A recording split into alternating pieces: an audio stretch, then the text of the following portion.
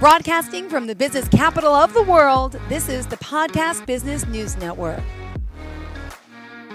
Randy is back and ready Woo! to really give so much potential to people with his company, and he's bringing freedoms of potential again, coaching for relevance.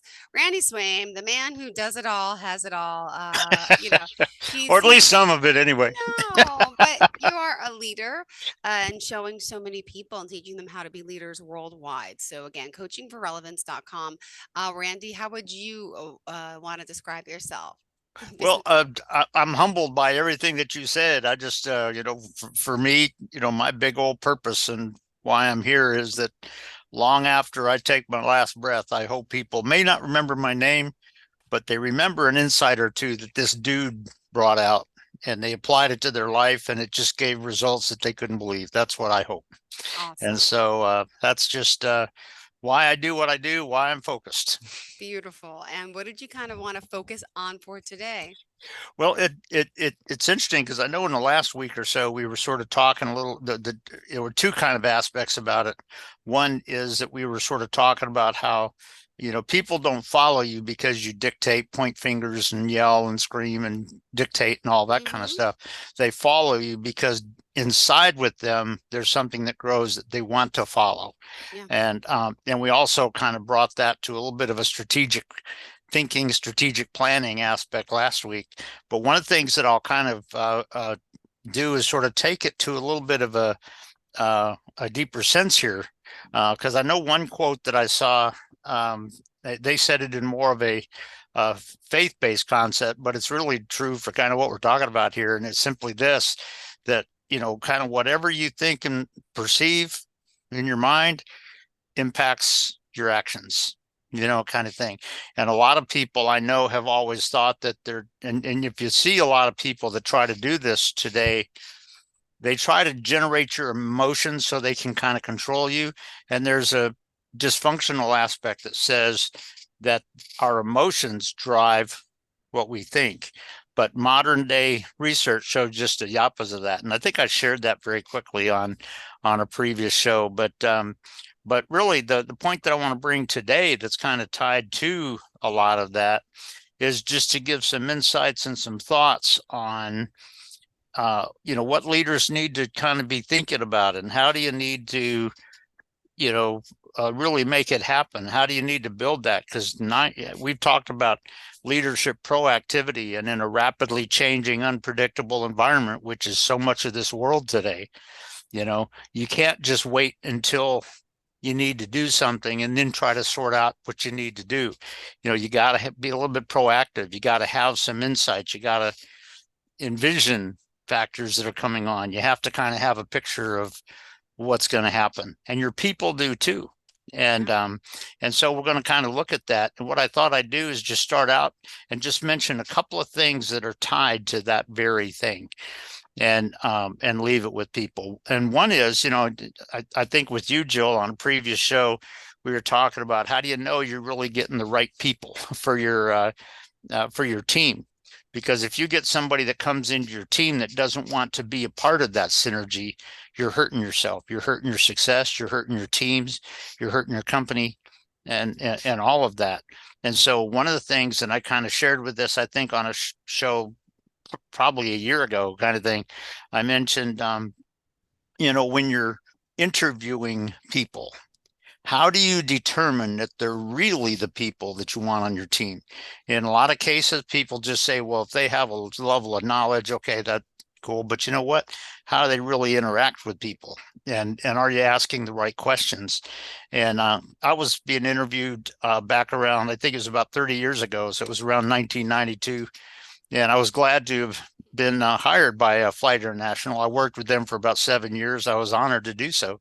But the HR lady, when she was interviewing me, one of the questions she asked, she kind of looked at and she goes, well, Randy, let me ask you something. Have you ever been in a situation where you started something, but you had to walk away from it? or something like that. And if you think about it, that can be a question that people wouldn't think about. And I looked at her and I kind of smiled at her and I said, you know what? Good question. And I said, yes, there has. And I shared with her one aspect of that. And I think what she was looking for is some aspects about, what might make you feel like you need to do that, but also what would make you committed enough to feel like you didn't have to walk away from something like that. And so that's what kind of got a little bit of the discussion going, and also getting a sense of who I was and how I was going to really fit in with their team. And it actually turned out to be incredible for the 7 years or so that I was there. And I think I shared with you some time back, so the listeners listening right now may not remember this, if they unless they listened to the show probably about 10 months ago or something. But there was a friend of mine who wanted me to coach her. She has a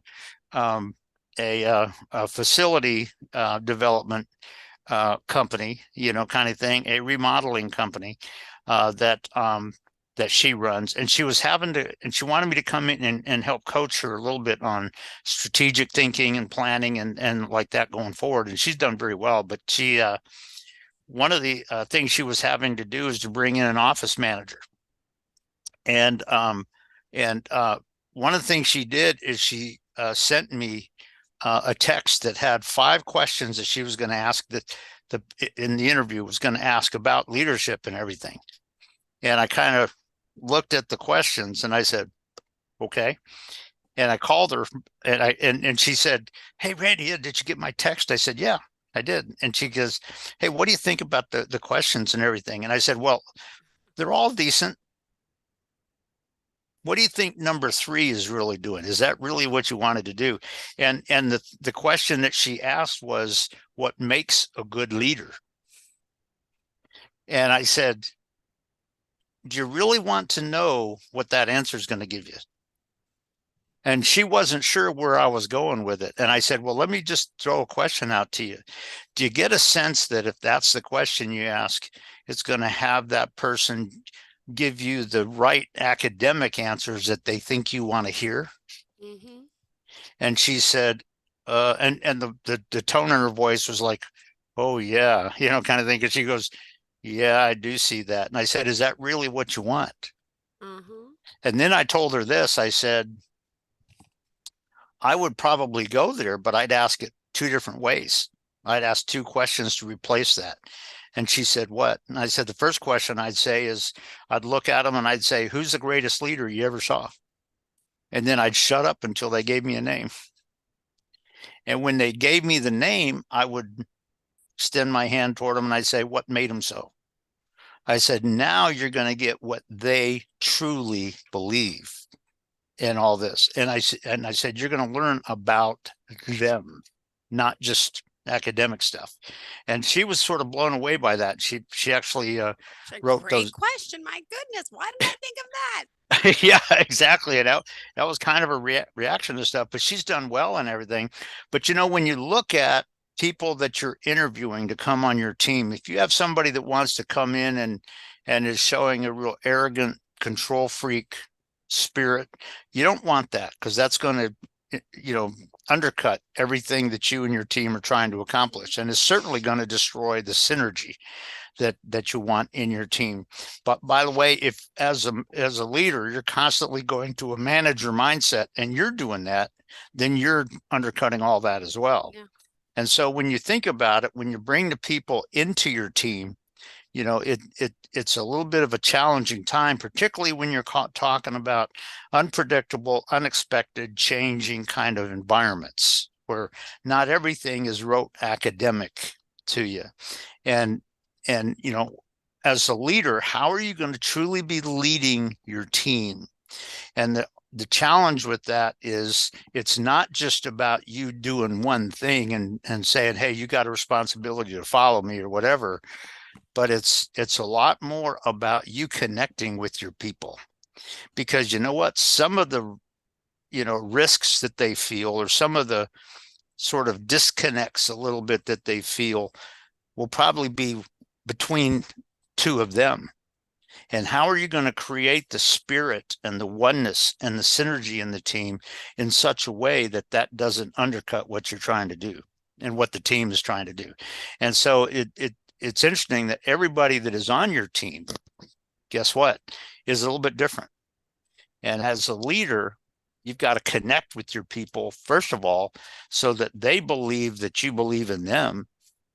And they have a real clear vision on the synergy and how they want to kind of look at it. But also, they have to have this sense, as do you, that it's not just an arrogant thing of, well, I'm the one that knows this. I know this, you don't, and play that game.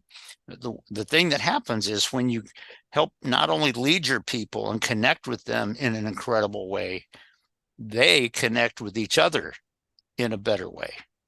And what you can do is that process is not just something that happens at the point of attack when you've got to do something. That is being proactive. That comes through building that oneness and that team synergy and that connectedness and that belief in each other all the way. And that is, it's just something that, and I think I shared a while back a story from my time in the F4 that we thought our two of our guys had died in one of the F4 crashes and stuff that had hit. And that basically, and we thought we had been damaged because of all of that. And so we kind of declared an emergency, flew back to the base, and we got back to the base. We were shocked when we looked at the bottom of our airplane and all, and there was no damage on it whatsoever. And in fact, the commander was there. And as I came down the ladder and went down there, he looked up and he looked at me. He said, "There's no damage, so we're good." And I went, "What, really?" But the thing about it was interesting because when we got upstairs and we found out that the two guys that we thought were dead because of it were in the debriefing up there. And so they had made it alive and were able to fly home in the midst of something that could have been life-killing and everything. And the four of us sat there, but the guy that I flew with came up to me. His name was Mongo, as nickname and everything. And he came up to me and he looked at me, he said, "Is my voice sort of shaking, maybe a little bit like yours?" And I said, "Yeah, it is," kind of thing, because it was such a critical boom kind of situation. But what was interesting is when we listened to the cockpit voice recorder that had recording the communication and the voice and all that kind of stuff, the voices were in the midst of the problem. The voices were solid, professional, serious, not excited, not emotional. And when you talk about your team, even when things are unexpected and they come in like you would have never thought, you have to be in a mode, and you have to build within your team, getting the right people in your team that can do this, and build within your team that degree of oneness that even when the last expected thing comes on scene and we're going, what, kind of thing, they're working together in a calm, successful, creative way that makes the results happen. And that is not something that happens at the point of attack when everything comes on the scene. As a leader, that is something that you get the right people involved, but then you connect with each of them individually as well as team, but you connect with each one and you learn what they're like and what they're about, but also you connect with each one of them so that they have a sense that my boss believes in me. And even when things are tough, you got to be able to do that. And that is a key difference between leadership and just sort of dictatorial management. But when you're talking about an environment where it's very challenging, it's unpredictable, factors are coming on the scene that you would have never guessed, you name it. As a leader, you have to be able to develop your team in such a way that they can handle that. And the other part of this too, this sounds sort of catastrophic in the way that I'll say it, but you know what? if you're the older leader, what happens if you have a heart attack and you can't be there to tell them what to do? Have you developed them in such a way that they don't make assumptions, they don't do rote academic superficial things, but they can function in a way that benefits them, your organization, the company, everybody that you care about that's on the team, and all of that. And so when you're talking about this aspect of leadership, it's a key definition, it's a key difference between real leadership as opposed to just sort of dictatorial academic, management and stuff. When you're really helping your people become all that they can be in such a way that they're not getting in each other's way, but there's this aspect of synergy. And you know what? There's a time when you develop them so much that I just give them the credit. Yeah. Wow. When they do it. So it's just a key aspect of leadership that a lot of people tend to not understand, really. I know our focus is leadership, as always, is what you do. Can I just digress 1 second to ask a question? And if you don't want to answer it, you don't have to. I would be happy to. You just got my mind thinking with your situation with your fellow pilots that you Well, thought good. maybe were lost. And then you mentioned the word catastrophic. And I'm just like, wait, just by any chance, Malaysia flight, was that 370? It may have been. Do you have your own take on that, or what do you think happened? You know what? To be honest, I have to plead a little bit of ignorance because I don't remember all the details on it. Yeah. And I haven't flight read that it. disappeared. Yeah, I don't remember, but the flight that disappeared, they didn't know if it was hijacked. They didn't know if it really, the pilot had a heart attack or someone was killed, and they couldn't find the plane. It's been missing. All the passengers were dead. But that was quite a few years ago. But anyway, it just dawned on me. But you know what? How are you going to really work in that kind of a situation? First of all, if you're the pilot, you know what? And one of the things that I tell people, and one of the ways that I used to do this as a captain in jets, is I would tell the co-pilots that there's two things that I would always do with my co-pilots who were not, PIC, pilot in command qualified in the jet yet, but I would say we're going to go fly today, there's two things you're going to, do. First, you're going to pick up, you're going to take the checklist. And at some point when we're just flying along an airway or something, and we've got, 10 minutes or something where we don't have to kind of panic on anything, I said, you're going to come up and say, Randy, this is a simulated whatever emergency that you had in your mind. And we would just talk back and forth about the indications, how we might respond to that as a team. And all this kind of stuff. And I'd let them bring out their thoughts on it because it was a learning aspect for them, a development. And then the other thing that I would typically do with my co-pilots is whenever we would go, we went into some unique places that had some very interesting approaches. And one of the places that I went into a lot is Sandestrom Air Force Base in Greenland. And so, and that sits right at the end of a fjord. You would have to come down a fjord and land, and right on the other side of the airport, there's big mountains and cliffs. So you could only land and take off one way. You couldn't do anything else. And one of the things that I would do is that I had one co-pilot that said, hey, Randy, and he recognized a couple of visual points that they always used in this C-130. And he said, hey, do you mind if I request this contact approach where it hits a few visual points? And I said, okay, first of all, you see the point and there's no doubt about it. He said, I guarantee you. And I said, okay. And I knew this guy, he was a trustworthy fella. And I said, okay, I'll tell you what, you request it. And if they approve it, it's your airplane, but there's two things. And these two requirements. He said, what's that? And I kind of smiled and he chuckled when I said this. I said, you don't kill me and you don't violate me, kind of thing. And we both just chuckled up. He said, I promise. And I said, okay, good enough.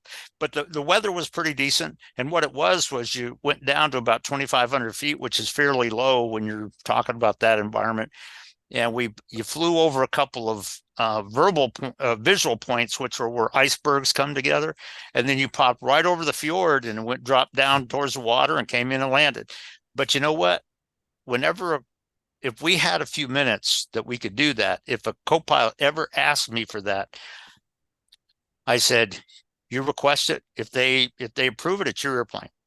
And the reason I did that is because that helps build within them a degree of belief. They believed that their boss for this flight believed in them. Believes in them But they trust. would also know that if I ever had to cut it off short because of an emergency or something, if I ever had to go, stop, no, don't, they didn't have to take it personally because Yeah. they knew who I was.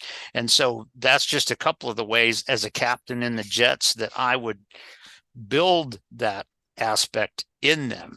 And when you're talking about leading a team in a challenging thing, so like you said, it's in jet cockpits and stuff like that. That's a good picture of kind of how this can be needed. But you know what? When you're leading your team in your industry today, you've got to be able to build that, and not only does it build the trust in it, but when they understand you and your belief in them, when you think about neuroscience, it brings their processing to the point where they believe you trust their processing, and they can see some of the factors that maybe nobody else saw, and Yeah. they can bring it up, and you go, yeah, what do you do about that?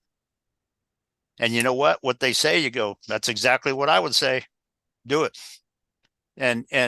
But it's an aspect of bringing this synergy and trust and all of this. So when you're talking about a lot of kind of what we've talked about the last couple of weeks, this is sort of taking it to a little bit of a deeper thing. And I appreciate you mentioning the one thing with the flight there, because when things are going crazy, how are you going to handle it? And sometimes if the engine explodes and it throws pieces through the cabin or something, and who knows if it kills a couple of the passengers and everybody's screaming back there and all this kind of stuff, how are you going to function? And kind of thing. So it's just one picture of it, but how are you going to take responsibility to save everybody who has not been terminally hurt by it or killed or whatever? And so when you're talking about this in your company, how are you going to lead your team and build that within your team so that they are successful and there's no negative impact on them, on your team, on you, on their families, kind of thing, and all of that. So it's just kind of interesting there, and there's a lot of factors to that. It's not about controlling them and telling them, because guess what? The situation that may come on the scene may be a little bit different than anything you thought or they thought or somebody else thought. And can they really do that? And so it's just a real key aspect when you're talking about that, and how you're bringing the kind of people into your team, not dictatorial people, not people that just go with rote academic things, but people that can process and sense and see, people that can work together. And then how are you going to connect with each one of them individually to really build that belief, that team synergy, and all of that? So guess what? They can perform even if you have a heart attack driving home from work one day or whatever. And, hopefully that doesn't happen to anybody, but you need to be prepared. You are you king need to of be being prepared. And yeah. beautiful. Because I'll tell you what, when you're being successful in these kind of environments, guess what? You got to be proactive. And that doesn't mean just you as the leader. It means your team has to think that way. And so it's a key aspect. And so I throw it out to people. What do you need to do differently within your team or within your hiring process or whatever? What do you need to do differently to really build that and maximize that within your company, within your team, and all of that? So it's just a good picture of it. Great segue. Thank you for sharing that. And Randy, before we go, just curious, I have to ask this. You seem so well together, so prepared with your careers, with your education, with what you're doing now. You're still furthering your career. Has there ever been a point in your life where you didn't get that job? You were on the other side of that interview and you were being asked those questions, like your friend confided in you, and did you ever not get a job that you wanted? You know what, to be honest, ever since I started going back to college, that I've never experienced that part of it. And a big part of it is because you're so people experienced me and they just want, and it doesn't mean I'm all that smart necessarily, but they wanted who I was to be a part of their team. And I think I agree. shared with them. You are a true leader from birth. My goodness, but really. but You I- have an but I- innate way, but you've also Yeah. learned. My Yep. goodness. And the journey has developed that in me. It's not something that I was when I was born, and I had to overcome a lot to get there. But I will say this too, that there was a time when I had there were two companies in my career where I had to walk away from them. You told me. We talked a little bit about that. Yeah. Yeah, and so it wasn't times where they You're kicked in the me team off. or you're out. And you're That's like, right. And I said, you know with what? us or you're not. I remember that. Yep, Yeah. yep. So You do the right thing. You're a good guy. So I'll tell you, Randy. it's been interesting, and I'm just appreciating my journey and the benefit that I can be for others. Hopefully, that's what I'm all Perfect. about. So Well, thank you again for being here. Remind us how we can reach you. okay, it's Randy Swaim, as I jokingly say, just don't call me late for dinner. But it's Coaching for Relevance is my company. If you go to coachingforrelevance.com, which is my website, at the bottom of the homepage, you can see my cell phone and my email. And feel free to reach out. As you know, Jill, I don't do sales pitches. I just build relationships. So you know what? If you got a need, yeah, we'll talk about it and we'll create something. So I appreciate it, and it's been a pleasure. It's always a pleasure working with you. Same here. Thank you so much. You have a great day, Randy. And to all of our listeners, we'll be back soon. See ya.